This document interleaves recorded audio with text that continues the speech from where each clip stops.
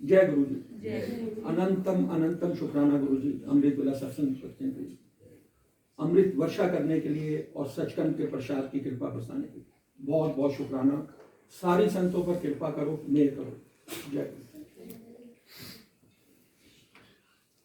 संगत जी जय गुरु जी। वही बात शुरू होती है जब हाउसफुल नजर आता है। पर ये सैटरडे संडे क्यों होता है? मुझे वो पुराने फिल्मी टाइम याद आते हैं, मूवी के हॉल्स के टाइम याद आते हैं। सैटरडे संडे ही हाउसफुल होते हैं और बाकी दिन टिकटें मिल जाती थी। मंडे टू फ्राइडे टिकट आराम से मिल जाती थी, चाहे कैसी भी मूवी हो। और सैटरडे संडे जब टिकट लेने जाते थे, अब तब टाइम जाते थे, जाना पड़ता था, ऑनलाइन भी नहीं होता था, तो बार पहले बोर्ड लग जाता हाउसफुल। अब ये सैटरडे संडे क्यों है? कोशिश करें मंडे टू फ्राइडे की। हम सैटरडे संडे अपनी कन्वीनियंस से आते हैं, ये भी बहुत शुक्र है, ये भी बहुत शुक्र है। इतना भी महाराज तरस कर रहे हैं तो भी बहुत शुक्र है कि कम से कम सैटरडे संडे तो शुरू हुआ। और अब ये सैटरडे संडे आप खुद देखेंगे, उनका तरस होगा, उनकी कृपा होगा और आपकी भाव होगा, तो ये मंडे और फ्राइडे भी बन जाएगा। और बनाना है, बहुत जरूरी है। कोशिश करें, बहुत मुश्किल नहीं है। हमें मालूम है कि हम सब काम वाले हैं, हमें ऑफिस जाना है, हमें बिजनेस पे जाना है, पर टाइम मैनेजमेंट अपने हाथ में है। 1 घंटा जल्दी सो जाएं, 1 घंटा कम व्हाट्सएप देख लें रात को, क्योंकि सोना तो आपने वही है 12-1 बजे, इससे पहले कोई सोता नहीं। पर अगर वो टाइम मैनेजमेंट अगर हम कर लें तो 1 घंटा पहले सो के हम 1 घंटा उठ सकते हैं पहले। अब ये सोच महाराज ही बख्शेंगे, इनकी कृपा है, इनसे अरदास करिएगा, तरस इनसे मांगिएगा, पर ये जो है जीवन बदल देगा। ये इतिहास बन जाता है, बन चुका है। आज यहाँ गुरु परिवार के तौर पे हम बैठे हैं। इसके अलावा भी पूरे विश्व में अमृत वेला, जिस तरीके से रिंकू भाई साहब ने, महाराज ने उन पे कृपा की हुई है, जिस तरीके से इस चीज का आज विस्तार हो रहा है, ये उनका शुक्राना है, उनका तरस है। पर फिर वही कहा जाता, कहते हैं गुरु महाराज, ये विरलों को ही बख्शा जाता है। ये विरले ही हैं आप लोग, पर बस समझने की कोशिश करें। इनकी ताकत तो हम रोज समझते हैं और सत्संग रोज हम सुनते हैं, व्याख्याएं सुनते हैं, पर बहुत बड़ी कृपा है, बहुत भाग्यशाली हैं हम। चाहे आप अगर यहां नहीं आ सकते हैं तो घर में जरूर शुरू करने की कोशिश करें। इस टाइम बहुत जरूरत है, बार बार ये महाराज बुलवा रहे हैं, बहुत माड़ा वक्त है। हमें सिर्फ इस माड़े वक्त में यही कृपा, और अमृत वेला गुरु ग्रंथ साहब में बहुत जगह महाराज के शब्द वाणी में आया है, अमृत वेला संभाल लीजिए, अमृत वेला संभाल लीजिए। ये 2 घंटे दे दीजिए महाराज को, फिर देखिए जीवन कैसे बदलता है। मैंने अपना एक्सपीरियंस किया है, खाली भाषण देने की बात नहीं है, खाली लेक्चर देने की बात नहीं की है, प्रैक्टिकल एक्सपीरियंस की बात बता रहे हैं। सिर्फ 1.5 साल हुआ है, सिर्फ 1.5 साल पहले तो महाराज की कृपा तो हुई, महाराज ने जीवन बदला, बिल्कुल आंटी ने ठीक कहा। दुख तो जोड़ते ही हैं, पर जब वो दुखों से निकालते हैं, एक मृत्यु की लेवल पे आ चुके हैं, सुसाइडल लेवल पे आ चुके होते हैं, फिर जब जीवन बदलता देखते हैं, तब इनके शुक्राने और इनकी कृपा, और उसके बाद जीवन ऐसा बदलता है, आज पीछे मुड़ के देखा नहीं जाता और याद भी नहीं आते वो दिन कि कहां चले गए, और अब तो सिर्फ बस इनके शुक्राने में जिंदगी बीत जाए। और ये तरस करते रहे कि हम सबको ये सत्संग की जैसे अभी वड्याई हो रही थी, बहुत बड़ी वड्याई है, तो बहुत शुक्राना है। और आज शुक्राना की बात है, सत्संग हम रोज यहाँ पे महाराज करवा रहे हैं, तो शुरुआत करते हैं। ये आज महाराज ने भी एक सेवा बख्शी हुई है, रिंकू भाई साहब को बख्शी है। हम तो उनके नाखून मात्र भी नहीं है, पर कम से कम एक प्रयास तो शुरू हुआ कि शायद इस वीडियो के माध्यम से, सत्संग के माध्यम से कुछ लोग जागे, और ये हमें आंसर्स भी मिल रहे हैं। फोन आते हैं अंकल आंटी के, अंकल पूछते हैं कैसे अमृत वेला होता है, क्या टाइम होता है, तो मतलब जिज्ञासा जाग रही है। देखकर एक दूसरे को हम देखकर मोटिवेट होते हैं, और ये मोटिवेशन बहुत खुशी की बात है, बहुत शुक्राना है कि काम कर रही है। तो और अमृत वर्षा की बात हुई, सचखंड प्रसाद की बात हुई, महाराज के टाइम से ये चीजें चल रही हैं। एम्पायर स्टेट से जो चीजें हमने देखी, अमृत वर्षा भी हुई है वहां पे। और ये जो सचखंड का प्रसाद है, ये आज हमें यहाँ महाराज ने कल दिया, बख्शा, कृपा की। बहुत परिवारों में आज भी हो रहा है, बरस रहा है। और उस टाइम पे भी एम्पायर स्टेट में कई संतों को महाराज रोक लिया करते थे, रात को सब अपने आज्ञा लेकर चले जाते थे, तो 10-15 संतों को इतने बैठ जा, हले नहीं जाना, इतने बैठ जा, रुक जा, आंटी अंकल को रोक लेते थे। जिनको ब्लेस करना है उनके तरीके वही जानते हैं, अब 10-15 संगतें बैठी होती थी, रात को 11 बज गए, 12 बज गए, संगतें तो वैसे 3-3 बजे तक वहां बैठी रहती थी, घड़ी का पता ही नहीं लगता था। ना महाराज चाहते थे कि मेरी संगत जाए और ना संगत चाहती थी, उनको टाइम का पता ही लगता था। कभी चाय प्रसाद चल रहा है, कभी महाराज को देखे जा रहे हैं, शब्द बानी चल रही है, वो माहौल ही अलग था। तो ऐसे ही बहुत रेयर कभी ऐसे महाराज जब अपनी मौज में आ जाते थे तो ऐसे हाथ करते थे ऊपर। अब ये फिल्मों में कई बार सीन नजर आते हैं, कई सब यहाँ पे भी सोचेंगे कि ये सिर्फ ये आपकी कहानी हो सकती है या आपका अपना अंधविश्वास हो सकता है, पर ये फैक्ट है। ये ऐसे ही हाथ करते थे और इतना बड़ा लड्डू आ जाता था। कहाँ से आता था? हमें महाराज की लीला को वही जानते हैं। और तब वो सचखंड का प्रसाद जितनी वो 15-20 ब्लेस संगत को रोकते थे महाराज, उनको बांट दिया जाता था। कभी मिश्री का डली आ जाती थी। तो और आज भी वो सचखंड के प्रसाद संतों के कई परिवारों में हैं, बहुत उन्होंने प्रिजर्व करके रखा हुआ है और आज भी उसकी सेम कंडीशन है जब महाराज ने उस टाइम दी थी। उसमें कुछ फर्क नहीं हुआ, ना टेस्ट में ना उसकी कोई शक्ल में, और रखा भी बड़े सत्कार से हुआ है। और ये सचखंड के प्रसाद जो हमें समझ में आए, जो महाराज ने समझाने की भी कोशिश की, ये सिर्फ क्योंकि इनका पहला फोकस होता है हेल्थ पर, ये महाराज ने इस तरीके की लीलाएं की और आज वो सचखंड का प्रसाद जिन भी संतों के घर में है, अब तो ये शहद की वर्षा शुरू हो गई और अब ये जल की अमृत वर्षा शुरू हो गई। तो ये सब चीजें जो हैं, महाराज का इशारा है सिर्फ पेशेंट्स के लिए है। और ऐसे पेशेंट नहीं कि सर्दी जुकाम हो गया तो आपको जी मुझे सचखंड का प्रसाद मिल जाए, ऐसा नहीं है। जब कोई वेंटिलेटर पे आ जाए, जब डॉक्टर जवाब दे दें, जब मेडिकल साइंस फेल हो जाए, तब ये सचखंड का प्रसाद, ये जल प्रसाद, ये लंगर प्रसाद, ये मंत्र जाप, ये क्या क्या हमने करिश्मे देखे हैं, वही बिल्कुल सही बात है, चमत्कार ही हैं, चमत्कार ही हैं। वेंटिलेटर से आज भी संगतें उठ रही हैं, आज भी जिनको डॉक्टर जवाब दे जाते हैं, रिपोर्टें बदल जाती हैं। सुबह जब दूसरा एमआरआई होता है तो डॉक्टर हैरान होता है कि रातों रात हो क्या गया। तो ये तो अलग किस्म के बहुत सत्संग है। तो आज जो सेवा महाराज ने बख्शी हुई है, थोड़ा सा जितना हमें समझ में आता है ज्ञान बांटने की, क्योंकि ज्ञान बहुत जरूरी है। हम रोज ये समझ पा रहे हैं कुछ महीनों से ही कि ज्ञान बहुत जरूरी है, क्योंकि हमें नहीं मालूम कि हम कहां पे गलत हो जाते हैं और हमें कितना अपने आप को सुधारना है। ये ज्ञान ही हमें सुधारता है। अब टीचर हमें ज्ञान देता है, टीचर से हम सीखते हैं, ABCD से सीखा, फिर कॉलेज तक सीखते आए, पर वो सिर्फ ज्ञान बांट के चला गया। अब उस ज्ञान को समझना, उस ज्ञान को उस पर चलना, वो इनकी ताकत है। वो हमें आज समझा रही हैं कि इनकी कृपा से हमें उसको समझना भी है। हम ये पहले कीर्तन करते हैं, फिर ये व्याख्या आ जाती है। कुछ हमने कुछ लॉकडाउन के पीरियड से बहुत तेजी से चीजें बढ़ गई, और जब ये व्याख्याएं साथी संगतों ने सुनी ऑल ओवर वर्ल्ड, तो संगतों के इतने मैसेज फोन आए 70-70 साल के, 60-60 साल के, जिन्होंने कभी ऐसी चीज सुनी नहीं थी। शब्द बानी महाराज के टाइम से चलती थी एम्पायर स्टेट पे, शब्द बानी आज भी चलती है, बड़े मंदिर में सब सत्संग में चलती है। पर जब ये ज्ञान के रूप में हमें रोज ये साखी के रूप में, छोटी स्टोरीज के रूप में, और ये सब ट्रू स्टोरीज होती हैं, और एक एक साखी में, एक एक छोटी सी व्याख्या में इतने लेसन हमें मिलते हैं, प्रैक्टिकल लेसन मिलते हैं जो ग्रंथ साहब में अंकित हैं, जो कई शब्द बानियों में इन चीजों का जिक्र आया है। तो ये हमें बहुत जगा रहे हैं और रास्ता दिखा रहे हैं। तो आज की छोटी सी साखी से शुरू करते हैं। गुरु गोविंद सिंह जी का आनंदपुर साहिब में दरबार लगा हुआ है। महाराज अपने बैठे हैं, जैसे बैठते थे, संगतें बैठी हैं।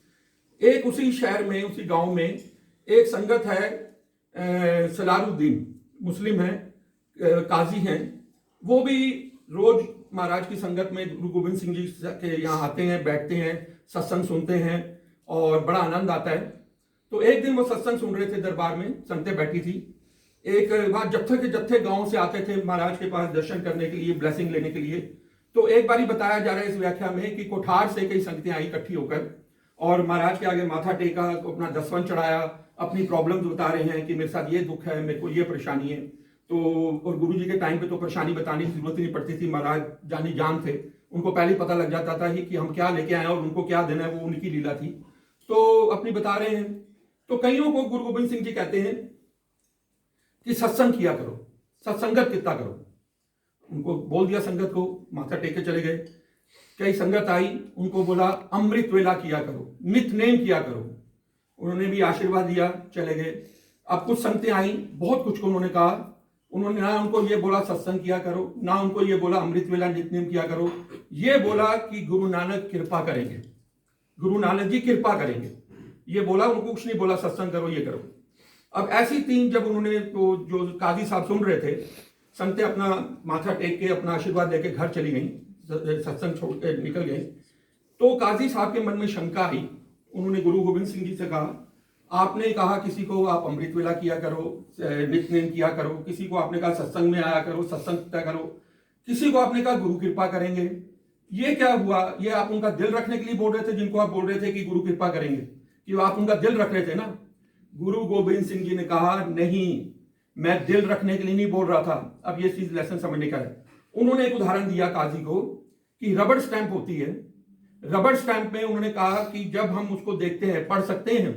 काजी साहब से पूछा, कहते नहीं, वो तो उल्टे अक्षर लिखे होते हैं, रबड़ स्टैंप आप देखते हैं उल्टे अक्षर लिखे होते हैं, तो कहता नहीं, पढ़ नहीं सकते।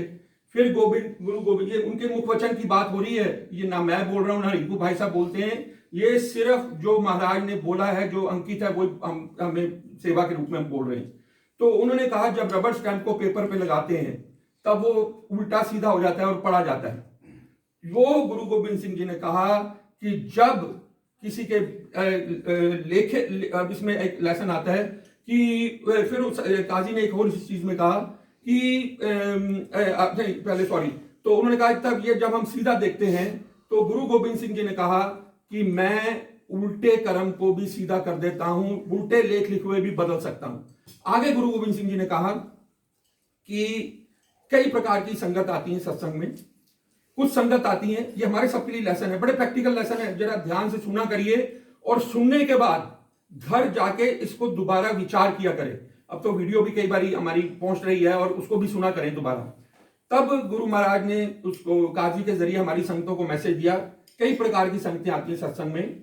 कुछ संगत आती हैं बड़े अहंकार में भरी हुई, हमारा ओहदा है, हम मिनिस्टर हैं, हम किसी ऑफिसर हैं, बड़े बिजनेसमैन हैं। गुरु दरबार में भी ऐसा होता था, बड़े अहंकार से भरे हुए आते हैं। और जब वो जो अहंकार से भरी संगतें आती हैं, उनको गुरु महाराज कह रहे थे सत्संग में आया करो, संगत कितना करो। मीन्स सत्संग में वो ऐसे अहंकारी जब संगत आती हैं, उनका अहंकार दूर होगा, ये जब वो सत्संग में आएंगे, जब इस पॉजिटिव वाइब में बैठेंगे। और महाराज ने तो अहंकार दूर करने के लिए बहुत ही प्रैक्टिकल तरीका गुरु महाराज ने किया। 4 संगत एक साथ लंगर करा दिया कि ईगो और अहंकार को उन्होंने कैसे काटा, क्योंकि आज के युग में उनके अपने ही तरीके थे। तो वो गुरु नानक का टाइम था, आज गुरु महाराज का समय है, जो समय तो सबका एक ही है, पर जैसे उन्होंने हमें समझाया कि हमारी ईगो कैसे कटी। 4 संगतें एक साथ लंगर कर रही हैं, कोई साथ में मिनिस्टर बैठा है, ड्राइवर बैठा है, माली बैठा है, बिजनेसमैन बैठा है, हमें नहीं पता होता, पर हम 4 संगतें लंगर करती हैं। हमारी ईगो काटते थे महाराज। उसके बाद ब्लेसिंग तो लंगर की थी। दूसरी प्रकार की संगत को, जिनको उन्होंने बोला कि अमृत वेला किया करो, सिमरन किया करो, नित्य नेम, महाराज ने समझाया जो संगतें नहीं आती हैं उनको समझाने के लिए बात की कि जो नई संगत आती हैं उनको एक नियम बता रहे हैं कि अमृत वेला करो, नित्य नेम करो, सिमरन शुरू करो, ताकि आपको ज्ञान मिले।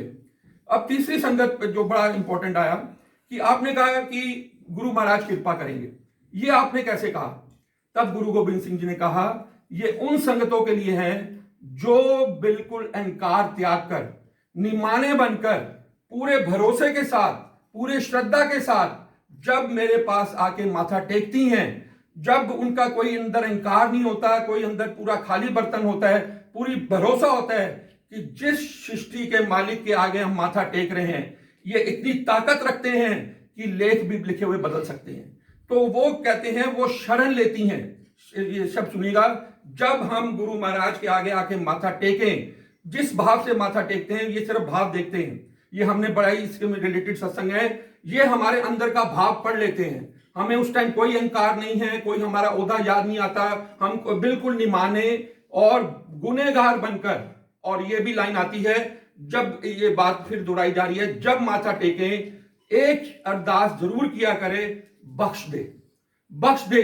हम भूलनहार हैं, हमारे से गलतियां होती रहती हैं। जब हम उस भाव से इनकी शरण में आ जाते हैं, तो महाराज ने ये समझाया, जो मेरी शरण में आ गया वो उनको शायद वो सत्संग, वो तो फिर आ गए तो वो तो उनकी कृपा रहेगी, आप सत्संग भी करेंगे, आप अमृत वेला भी करेंगे। पर कहने का भाव महाराज ने समझाया कि शरण में जो आ गया, जो अहंकार छोड़कर निमाना बनकर आ गया, डोरी छोड़ दी, अब भरोसा इनके हाथ में है। हमारे साथ दुख सुख सब जुड़े हुए हैं। आज भी बहुत संगतों के साथ बहुत प्रॉब्लम्स हैं, बिजनेस लॉसेस, बीमारी हैं और दुनिया भर की प्रॉब्लम्स हैं। पर जब हम इनकी शरण ले लेते हैं, जब महाराज हमारे को अपनी शरण में ले लेते हैं, अगर आपका सच्चा भरोसा है, बात आ रही है सिर्फ भरोसे की, तो आप यकीन मानिएगा समय उनके हाथ में है। देर है अंधेर नहीं है, पर वो आपके कर्मों का जो लंबा चौड़ा लेखा जोखा होगा, जो आपको कई साल तक झेलना होगा। मेरा भी बड़ा एग्जांपल है, शलभ अंकल का एग्जांपल है, बहुत परिवारों का, जो हमने दुख शायद लंबे समय पे झेलने थे, जो तकलीफें महाराज ने बीमारी के रूप में, फाइनेंशियल लॉस के, ये उसको कम कर देते हैं। इसका ये तो प्रमाणित है। पर वही बात आती है भरोसे की। डोरी छोड़ के देखिए इनके हाथ में कि महाराज आप ही अब मारो तारो आप ही ने संभालना है। जिस दिन आप सच्चे भाव से यहां ढह गए, उस दिन महाराज की कृपा हो गई। तो महाराज ने ये इस चीज से हमें ये समझाने की कोशिश की। और सत्संग की वड्याई हम सब जानते हैं कि सत्संग हमें रोज जो हम कर रहे हैं, हम बार बार इस चीज को सुनते हैं, रोज हमारी जन्मों की मैल उतरती है, रोज हमारे मन साफ होते हैं, हमारा बर्तन साफ होता है। जब तक हमारी मैल नहीं उतरेगी, वो अवस्था ही नहीं आएगी और इनको प्राप्ति की हम सोच भी नहीं सकते। तो बहुत जरूरी है सत्संग, और इनकी शुक्राने की बहुत कृपा है। और महाराज हम सबको इतनी सद्बुद्धि दें और रास्ता दिखाएं। और साथ में हम ये कहते हैं कि आज आपको ये ब्लेसिंग हुई है, आज आप इस रस को ले रहे हो, प्लीज आगे इसको फॉरवर्ड करें। पर्सनली फोन करें संगतों को जो गुरु जी को मानते हैं, नहीं मानते हैं, किसी भी इष्ट को मानते हैं। उन्होंने तो ये बताया कि एक निरंकार, रूप अलग अलग है, रूप निरंकार एक है। आप कृष्ण को माने, राम को माने, मां को माने, पर जिनको भी आप इष्ट मानते हैं, उन्होंने कहा कि हमने, महाराज ने कभी नहीं कहा कि आप उसको छोड़ के मेरे पास आओ, ये छोड़ो। वो आपकी अवस्था है, वो आपकी क्लास है। कैसे महाराज शिरडी साईं बाबा से आज कितनी संगतें महाराज के दरबार में जुड़ चुकी हैं, मैं भी एक एग्जांपल हूं।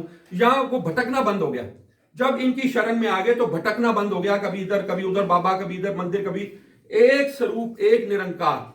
अब इनकी शरण अगर आपने सच्चे मन भाव से ले ली, भटकना आपका बंद हो जाएगा, आपको सही रास्ते मिलेंगे। आपके अंदर पॉजिटिविटी की बात आती है, पॉजिटिविटी बहुत जरूरी है। आज हम सब नेगेटिविटी में हैं। ये सिर्फ शब्द बानी जो महाराज के समय से चलती थी, आज भी चलती है। शब्द बानी हमारे अंदर वो काम करती है। ये इसके लिए एक एग्जांपल दिया है। डॉक्टर दवाई देता है, डॉक्टर से हम दवाई लेते हैं, साथ में क्या लिखता है प्रिस्क्रिप्शन के साथ, आपको परहेज करना पड़ेगा। आपको ये दवाई तो खानी है आपने, पर आपको ये खट्टा नहीं खाना, आपको ठंडा नहीं पीना, आपको ये करना है, वो करना है। तो हमें इनके बहाने में रहना है। जो महाराज हमें समझाते हैं कि खाली आप ये सत्संग कर लिया और खाली आप सिमरन कर ली, सेवा कर ली, पर आपने परहेज नहीं किया। अब परहेज किस चीज का? परहेज अपने विकारों को दूर करने का, परहेज कि मैं निंदा से बचूं, परहेज ये काम क्रोध माया से तरस तो ये करेंगे, पर हमें ये कम से कम सोच बनानी है।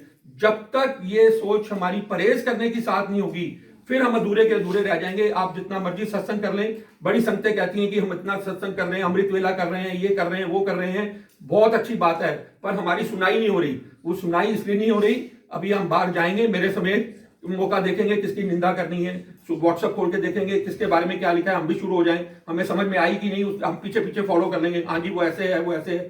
तो कहने का मतलब ये है कि इन विकारों से अपने आप को निकालें। कैसे निकलेंगे विकारों से? सत्संग से, इनके तरह से। जब तक हमारे बर्तन में, वो एग्जांपल देते हैं, जो हमारे बर्तन में हम रोज अमृत विला कर रहे हैं, रोज हम अच्छा कर्म उसमें डाल रहे हैं, रोज हम सिमरन कर रहे हैं, सेवा कर रहे हैं, और नीचे छेद है, नीचे काम, ये विकारों के छेद हैं, काम क्रोध मोह माया विकार उसमें। और उसमें तो अब दो चीजें बार बार ये बोली जाती हैं, ईर्षा और ये निंदा। ये पहले तो जब आज तक हमने इतिहास में कभी ईर्षा निंदा का जिक्र नहीं किया था, ना शास्त्रों में पढ़ा था। काम क्रोध मोह माया अहंकार तक थे। ये इस युग में आकर दो चीजें हमने और ऐड कर दी, ईर्ष्या की और निंदा की। तो ये जब छेद हैं, हमने वो फिर जाकर किसी का हक मार लिया, किसी के साथ गलत व्यवहार कर दिया, किसी के साथ गलत बोल दिया, या आपने निंदा कर दी, या आपने अपना मतलब कई किस्म की विकार हैं, हम सब जानते हैं, क्रोध कर दिया, तो या किसी का दिल दुखा दिया। जब वो छेद नीचे से सारा जो किया कराया वो नीचे से निकल जाएगा, हम वहीं के वहीं खड़े रह जाएंगे, फिर शिकायत करेंगे कि आप तो सुनते नहीं, आप हमारी मांग नहीं पूरी करते, उसकी कर देते हो, मेरी नहीं करते।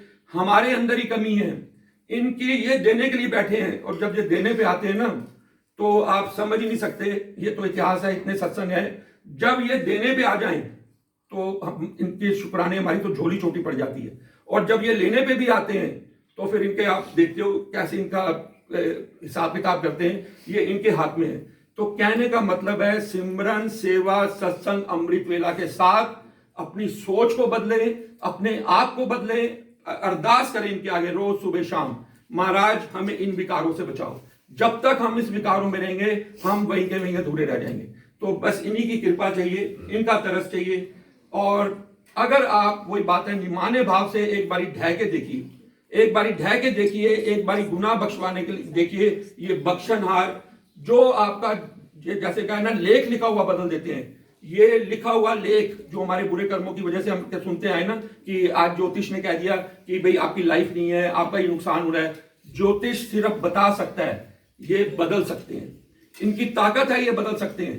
तो बस जितना हमें इस ज्ञान से, ये छोटे छोटे ये सत्संगों से, ये सिमरन से, अमृत वेला से, और बार बार घूम के बात आती है अमृत वाला बहुत बड़ी बख्शिश है, बहुत बड़ी बख्शिश है।